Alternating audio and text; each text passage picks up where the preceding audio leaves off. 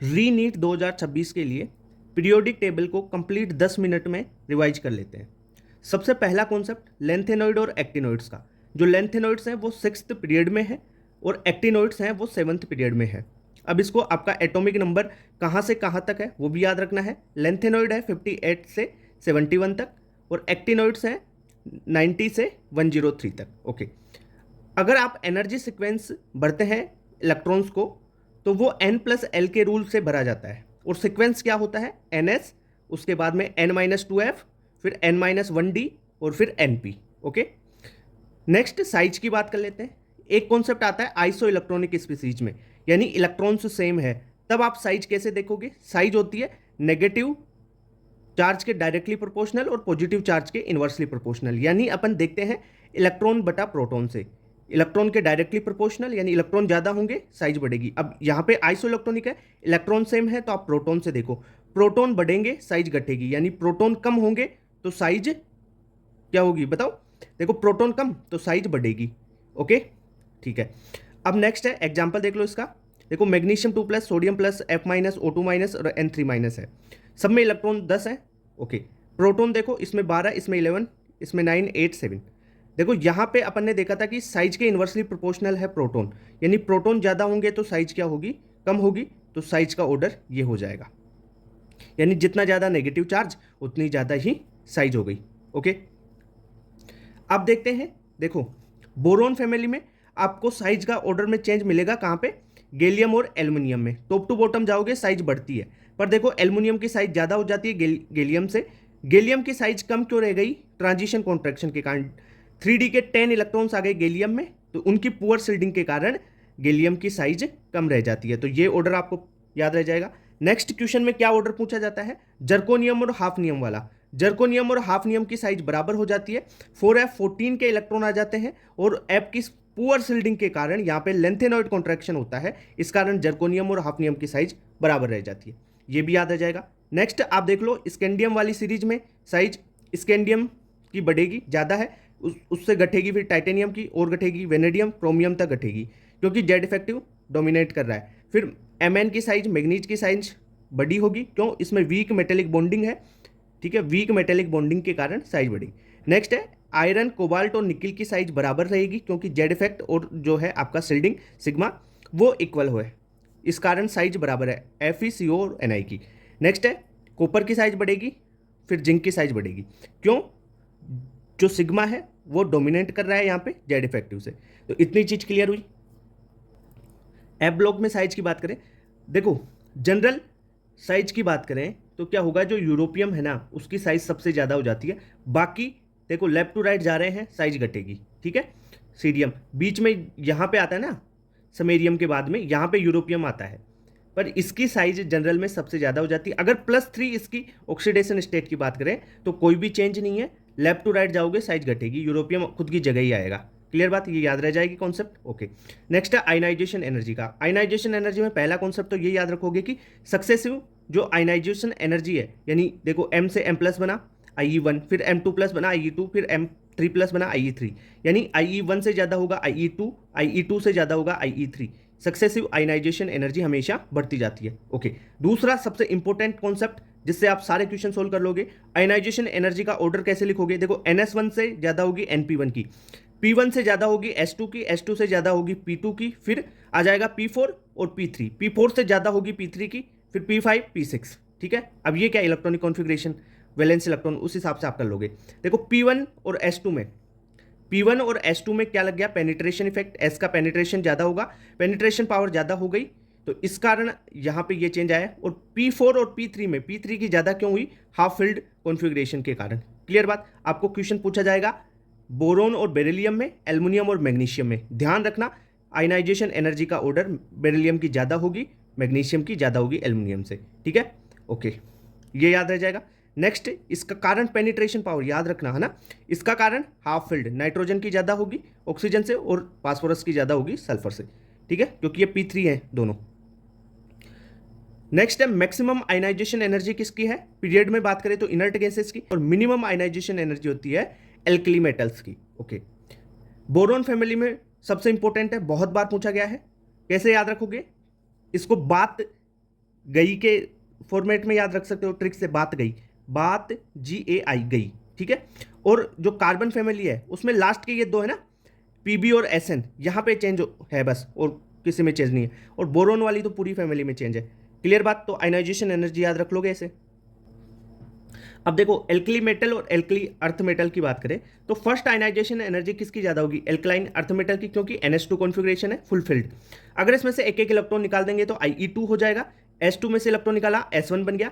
NS1 का electron निकल गया तो ये तो इसके बाद में NS1 के बाद में क्या है? P6 भरा हुआ होगा, तो फुलफिल्ड आ गया। यहाँ पे तो NS1 है पर यहाँ पे P6 फुलफिल्ड है, तो एल्कली मेटल की ज्यादा हो जाएगी आयनाइजेशन एनर्जी 2, ठीक है। ये याद आ जाएगा। डी ब्लॉक की आयनाइजेशन एनर्जी कैसे याद करोगे? देखो थर्ड ग्रुप में आप टॉप टू बॉटम जाओगे, आयनाइजेशन एनर्जी डिक्रीज होगी थर्ड ग्रुप की। 3D की ज्यादा होगी, 4D की उससे कम, 5D की सबसे कम हो जाएगी। ये सीरीज है, 3D series, 4D series, 5D series की बात कर रहा हूं थर्ड ग्रुप में। अगर आप ग्रुप नंबर 4, 5, 6 और 10th की बात करते हो तो टॉप टू बॉटम जाओगे तो आयनाइजेशन एनर्जी इंक्रीज करती है, यानी 3D से ज्यादा 4D की, 4D से ज्यादा 5D की। ये दोनों याद रह जाएंगे ना। थर्ड ग्रुप में तो टॉप टू बॉटम घटती है, और 4, 5th, 6th और 10th ग्रुप में टॉप टू बॉटम इंक्रीज होती है। जो बाकी के बचे हैं उनमें इरेगुलर ट्रेंड होता है। कैसे? जैसे ग्रुप 7, 8, 9, 11, 12 में क्या होगा? 4D से ज्यादा 3D की, 3D से ज्यादा 5D की आयनाइजेशन एनर्जी होती है। क्लियर बात? ओके। अगर थर्ड जो हुआ 3D सीरीज है, अगर 3D सीरीज की बात करें अपन आयनाइजेशन एनर्जी की, तो कैसे याद रखोगे? जरा फेंको कोपरनी मनते करे वो जो सोचे, ऐसे याद रख लो ट्रिक से।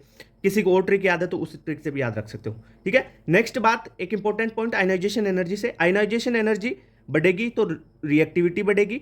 अगर आयनाइजेशन एनर्जी बढ़ेगी तो मेटेलिक करेक्टर घटेगा। ओके। एक नेक्स्ट क्वेश्चन आता है, आयनाइजेशन एनर्जी में ही आपको ऑक्सीडेशन स्टेट वगैरह पूछ ली जाती है, वैलेंस इलेक्ट्रॉन पूछ लिए जाते हैं। तो आप देखो कौन सी आयनाइजेशन एनर्जी में लार्जेस्ट जंप है। जैसे यहाँ पे IE1, IE2, 3, 4 दे रखा है, 6, 8, 200, 250। देखो 8 से 200 में 8 to 200 में ज्यादा जंप है।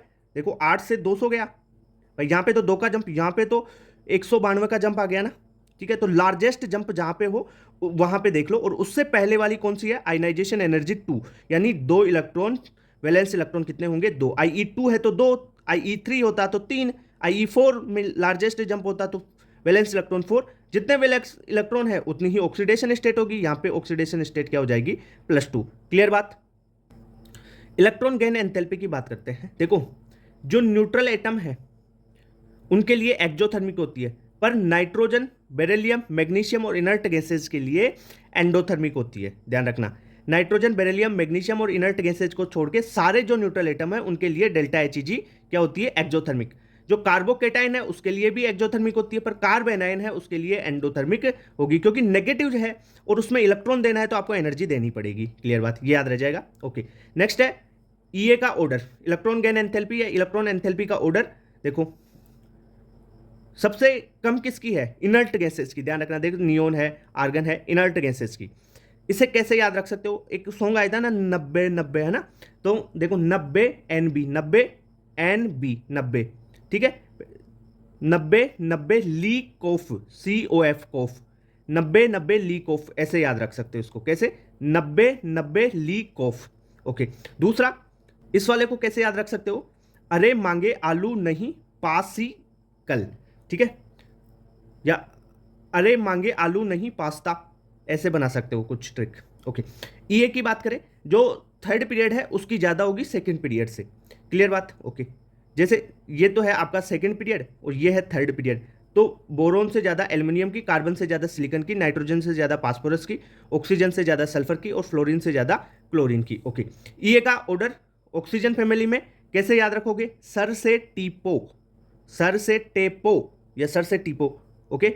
ये नेक्स्ट है जो सबसे ज्यादा इंपॉर्टेंट है हेलोजन फैमिली में, तो जो फ्लोरीन है उसकी EA कम हो जाती है क्लोरीन से, याद रखना। तो क्लोरीन की सबसे ज्यादा, फिर फ्लोरीन, ब्रोमीन, आयोडीन। कैसे? अरे भाई अभी तो बताया थर्ड पीरियड की ज्यादा होगी सेकंड से। क्लियर बात। और ज्यादा डिटेल में तो मेन लेक्चर्स में बता रखा है, वहां से कर सकते हो आप। इलेक्ट्रोनेगेटिविटी की बात करते हैं। जो इलेक्ट्रोनेगेटिविटी है वो साइज के इन्वर्सली प्रोपोर्शनल होती है। देखो जो EA है, IE है, वो भी साइज के इन्वर्सली प्रोपोर्शनल होती है, ठीक है। इलेक्ट्रोनेगेटिविटी ऑक्सीडेशन स्टेट के बढ़ने पर बढ़ती है। फॉर एग्जांपल जैसे PCl3 और PCl5 है, यहाँ पे PCl3 में +3 है और PCl5 में +5 है ऑक्सीडेशन स्टेट, तो देखो आप +3 और +5 ऑक्सीडेशन स्टेट बढ़ी तो इसकी इलेक्ट्रोनेगेटिविटी भी बढ़ेगी, यानी PCl5 की इलेक्ट्रोनेगेटिविटी ज़्यादा होगी। जो इलेक्ट्रोनेगेटिविटी है परसेंटेज एस करेक्टर पर डिपेंड करती है। परसेंटेज एस करेक्टर जितना ज़्यादा होगा इलेक्ट्रोनेगेटिविटी भी उतनी ही ज़्यादा होगा। जैसे sp कार्बन की बात कर ले, कार्बन sp2 और कार्बन sp3 है। कार्बन sp में परसेंटेज एस करेक्टर ज़्यादा है ना, इसका भाई 50% है, तो इसकी इलेक्ट्रोनेगेटिविटी 3.25। फिर sp2 की उससे कम 2.75 और sp3 की 2.50। ठीक है, तो ये इलेक्ट्रोनेगेटिविटी का ये कॉन्सेप्ट याद रखो। नेक्स्ट है अपन इलेक्ट्रोनेगेटिविटी में एक आता है मुलिकन स्केल और एक आता है पोलिंग स्केल। मुलिकन स्केल है ना, वो आयनाइजेशन पोटेंशियल और इलेक्ट्रॉन एफिनिटी पे बेस्ड है। कैसे निकालते हैं मुलिकन स्केल में electronegativity? Ionisation potential plus electron affinity बटा 2 कर देते हैं, तो मुलिकन स्केल की क्या आ जाती है? इलेक्ट्रोनेगेटिविटी। सर पोलिंग स्केल की कैसे निकालेंगे? जो इलेक्ट्रोनेगेटिविटी ऑफ पोलिंग स्केल है वो होगी इलेक्ट्रोनेगेटिविटी ऑफ मुलिकन स्केल बटा 2.8। क्लियर बात? ओके। नेक्स्ट है, देखो अपन इलेक्ट्रोनेगेटिविटी की बात कर रहे थे, लेफ्ट टू राइट जाएंगे इलेक्ट्रोनेगेटिविटी बढ़ेगी तो नॉन मेटेलिक करेक्टर बढ़ेगा। नॉन मेटेलिक करेक्टर बढ़ा तो ऑक्साइड और हाइड्रोक्साइड की एसिडिक नेचर भी बढ़ेगी। भाई non metallic character directly proportional है एसिडिक करेक्टर के, तो एसिडिक नेचर भी बढ़ेगा। ऑक्साइड और हाइड्रोक्साइड की बात कर रहा हूं मैं। टॉप टू बॉटम जाने पर इलेक्ट्रोनेगेटिविटी घटेगी तो मेटेलिक करेक्टर बढ़ेगा। मेटेलिक करेक्टर बढ़ा तो बेसिक नेचर बढ़ेगी ऑक्साइड और हाइड्रोक्साइड की। क्लियर बात? नेक्स्ट एक क्वेश्चन आपका एम्फोटेरिक और न्यूट्रल ऑक्साइड से भी पूछ लिया जाता है। न्यूट्रल ऑक्साइड कौन कौन से हैं? CO है, NO है, N2O है, H2O है, ये है न्यूट्रल ऑक्साइड। अब बात कर लेते हैं एम्फोटेरिक ऑक्साइड की। एम्फोटेरिक ऑक्साइड कैसे याद रखोगे? जनाबे आली सबसे अच्छा पंजाबी सॉन्ग गाया करो। जनाबे आली सबसे अच्छा पंजाबी सॉन्ग गाया करो से याद रखो।